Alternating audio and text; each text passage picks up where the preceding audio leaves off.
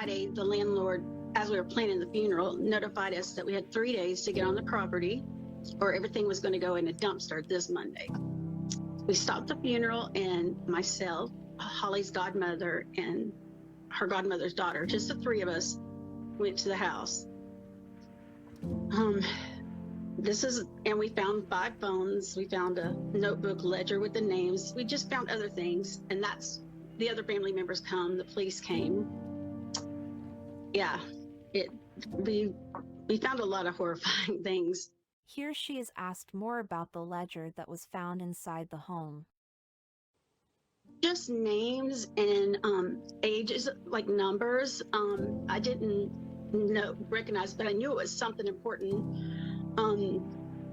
We did turn it over to the police. The most probably disturbing evidence I found that day is I pulled the dresser out, and behind it was a towel with duct tape all around it, and I pulled it, and it was restraints, Velcro restraints, unlike the other restraints which was laying all through the house.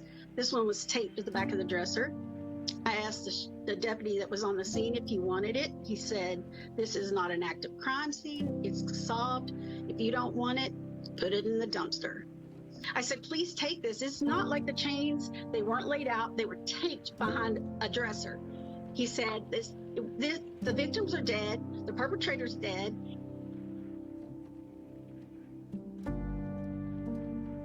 If you don't want them, ma'am, put them in the dumpster.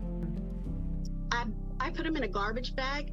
On that day, we thought what we would do is hire a private investigator. I hid him in the house, and we left. In fact, I told by the police I had to leave, or he was going to arrest me. When I asked for what, he said, "We're not leaving." I was like, "I have permission to be here." But we left, and we returned the next day, and nothing could prepare anyone for what we had to find. Here she is asked about what the family found underneath the floorboards of the home.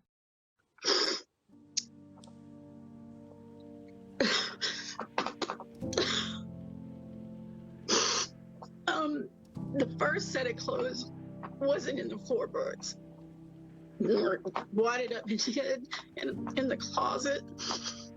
The first pair I pulled out was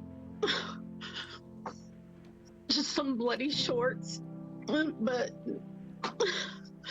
the second, and to me, the dry blood was obvious, but it was the second pair of little underwear.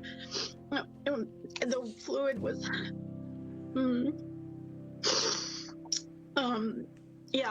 we put those in garbage bags. We went back to get as much evidence out before my brother and the grandmother got there. When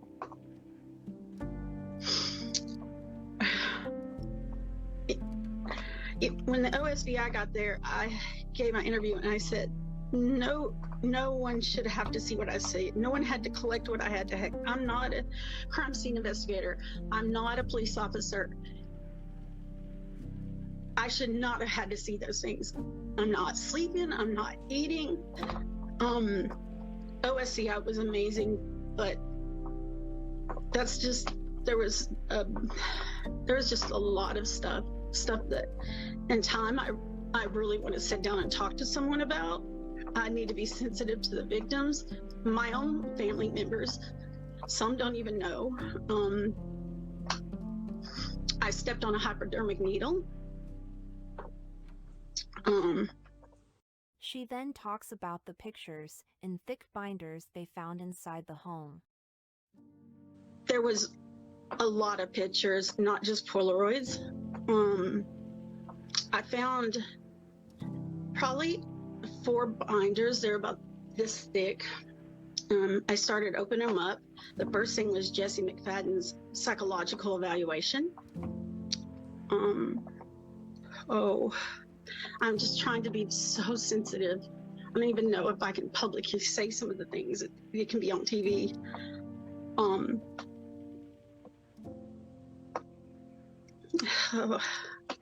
don't know how to say it. I don't want to talk about it, okay? The things this family found inside this home in Oklahoma is horrendous. The way the police handled this case is wrong. Why does it seem like the cops are not wanting information in this case to get out?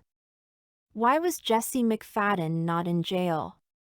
He was due in court for child pornography and was a registered offender.